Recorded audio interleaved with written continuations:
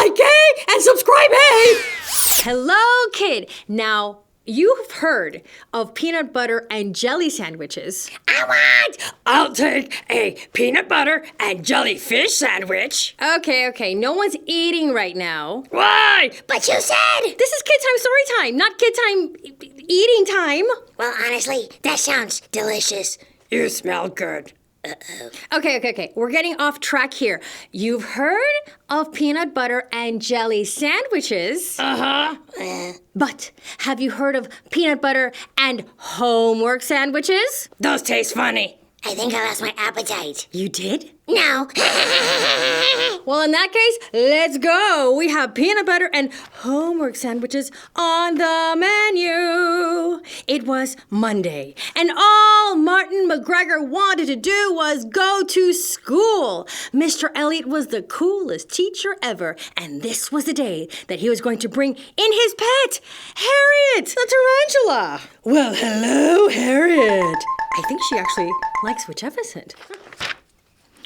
But when Martin burst into class, he was surprised to see a tall lady with orange hair piled on top of her head. My name is Mrs. Payne. Mr. Elliot will be out of school for a while. The teacher's gone. But why? The tarantula ate him. No! Tarantulas do not eat people. You sure about that? Kid, I assure you that in all of history, there has never been a case of a tarantula eating a human. Yet. Well, let's find out the real reason that the teacher is gone. Let's see. Martin MacGregor learned two things at school that day. One was Mr. Elliot had broken his arm mountain climbing. Ouch. And the other was Mrs. Payne loved to give mountains of homework. After school, Martin MacGregor sat down to do his homework. Just as he worked the last problem, he spied, zoop, a jar of peanut butter on the kitchen counter that somebody left open. Sorry. Sadie, I need some brain food, he said. Arf, arf. Sadie probably approved. Martin slopped the peanut butter on one slice of bread and dripped the mountain of jelly on the other. The peanut butter and jelly oozed out the side as Martin took a big bite. And call me crazy, but I'm pretty sure that a mess is coming. Splat! What did I tell you? Martin's paper was covered in peanut butter and jelly. Oh, great. Martin got up to get a paper towel, but before he could clean up the mess, Sadie was cleaning up for him. Sadie! You didn't just eat the peanut butter, you ate the whole paper, yelled Martin. This gives new meaning to the dog ate my homework. What will Mrs. Payne think? Oh no, this is gonna be bad. I'm sure that she's gonna believe him and give him credit for work done. Really? No. I mean, would you believe such a crazy thing happened? The dog eating your homework? On Tuesday morning, when Martin tried to tell Mrs. Payne that his dog really and truly ate his homework, guess what? She did not believe him. Martin MacGregor had to redo his homework and miss playing kickball at recess. And Martin learned one more thing about Mrs. Payne that day. There were absolutely no excuses for no homework. But, no excuses! When Martin got home from school, his mother said, I'm washing jeans, Martin. Throw in the ones you're wearing. Martin dropped his jeans into the washer and watched the water swish around the clothes, then headed upstairs to start his homework, and Sadie, arf, arf, followed close behind because Sadie is loyal and always there, even in the bad times. But really, she was probably hoping for more peanut butter.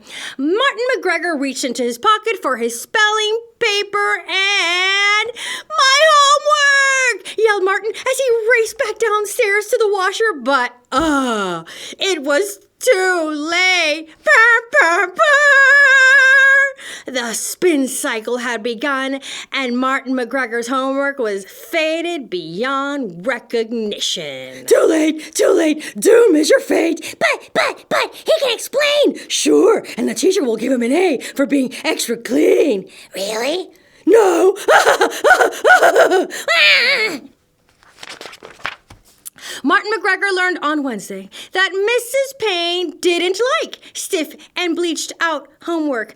Why not? He had to miss kickball again and write over and over, "I will do my homework neatly. I will do my homework neatly." I really do not like writing lines. "Mr. Elliot would never make me do this," Martin mumbled under his breath. Mumble, mumble, mumble, mumble. Meanwhile, how could he not be upset because, look, everyone in the class gets to play outside and it's a beautiful, perfect day, and I really feel bad about those lines, giving me flashbacks to 3rd grade. Thursday morning was a little crazy in the MacGregor house. It turns out it was the first day of preschool for Martin's little sister. Look at her, she's practically wiggling. She was so excited that she bounced right out of her chair and didn't even touch her eggs. She insisted on a backpack just like her big brothers. Just like his, you say. I see the calamity coming from a mile away. I'm sure it'll be fine. It will not. His mom dropped off Martin first. He grabbed his backpack out of the van and raced into the room to give Mrs. Payne his homework. "Mrs. Payne, I have my homework today," Martin said excitedly, and he opened his backpack, and Martin MacGregor couldn't believe his eyes. Burr, burr, burr! The backpack had no homework. Instead, he saw the yellow hair of Miss Nettie. Who's Miss Nettie, you ask? His sister's favorite doll. No, not again! I'm sure he'll explain the mix-up and the teacher will laugh and think it's super cute. Really? Green Bear? No. Why on earth do you keep believing Witch Jefferson, Green Bear? Well, I like to think of myself as an optimist. Well, I happen to think that you can be an optimist, somebody who thinks positively, and still not believe a single word that comes out of Witch Jefferson's mouth. "Looky, looky! Martin brought his dolly!" cried Samuel Hall. And ooh, I just met this Samuel Hall, and I do not like the looks of him. If you are named Samuel Hall, please be aware that Storyteller's dislike only applies to this Samuel Hall and not any other Samuel Halls who may be out there. Thank you very much. Thank you for the clarification, Batticus Finch. But look, even Miss Nettie, the cute little doll, does not seem too pleased to be close to this guy. Martin MacGregor missed recess again. Worst of all, he had to sit next to, oh yeah, you know who. The taker of everyone's desserts, rude, for the rest of the week at lunch. That evening, Martin's dad stopped by his room. "Hey, son, how's the homework going?" Martin sighed and plopped his head down on the dictionary. "Why can't you give us something interesting for homework? This is boring." "Oh, after you finish, why not think up your own homework?" Dad said. Say more words, Dad. "What do you want to learn about? You can research it on the computer." Oh, I like the way this guy thinks. Martin immediately came up with a fabulous idea, and he spent the rest of the evening on his homework. Harriet made the perfect subject. Ooh, I bet this means that Harriet's coming back now that she's finished digesting her former owner. Not physically possible. Martin made a book of tarantula facts. He filled his walls with pictures of tarantulas. He made a tarantula out of clay and pipe cleaners. Martin even turned Sadie into a tarantula. How do you do that? By adding extra legs to her with his dad's black socks. So creative. And then at dinner, he even made one out of his chicken and noodles. The creativity is on high crank now. Friday morning. Martin was not taking any chances. Oh no. He held his stack of definitions, that was the homework, the official homework, all the way to school. And as he approached the building, oh no. A sudden gust of wind sent the papers flying up, up, up, up.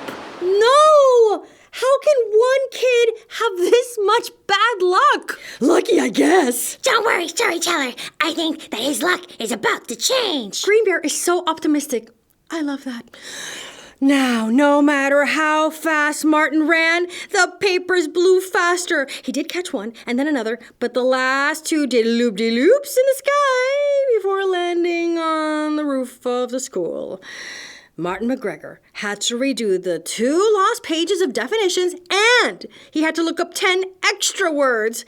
He learned homework on the roof didn't count, according to Mrs. Payne. I don't know why.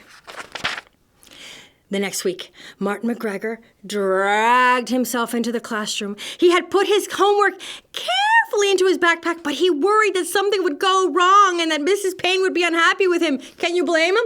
This kid has been on a really unlucky streak. When he got into the classroom, he couldn't believe his eyes. There! Look right there! There was Mr. Elliot's pet tarantula, Harriet! Harriet! I knew you'd come back to me. It looks like she's actually happy to see whichever isn't. Of course she is. And she's pretty happy to see me, too. But wait, this must mean somebody else is back. Martin MacGregor saw a smiling Mr. Elliot. Good to be back. How did last week go, Martin? Asked Mr. Elliot, and Martin MacGregor was speechless. Tarantula's got your tongue, huh?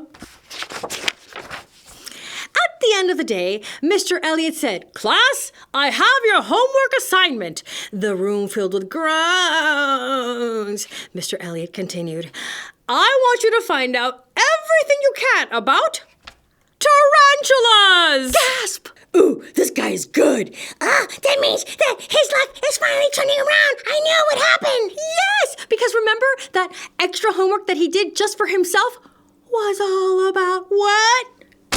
Tarantulas! Whoever finds the most facts can feed Harriet next week and keep her for the weekend. And suddenly all those groans became cheers! Martin MacGregor grinned, happy at last grin, and thought, I wonder how my mom and sister will feel about a weekend guest. Can I have a peanut butter and tarantula sandwich? No. I'll make you a peanut butter sandwich. Yum! You two should not be together. Ah! Much like peanut butter and homework sandwiches. So if you're about to go back to school, do not mix those two.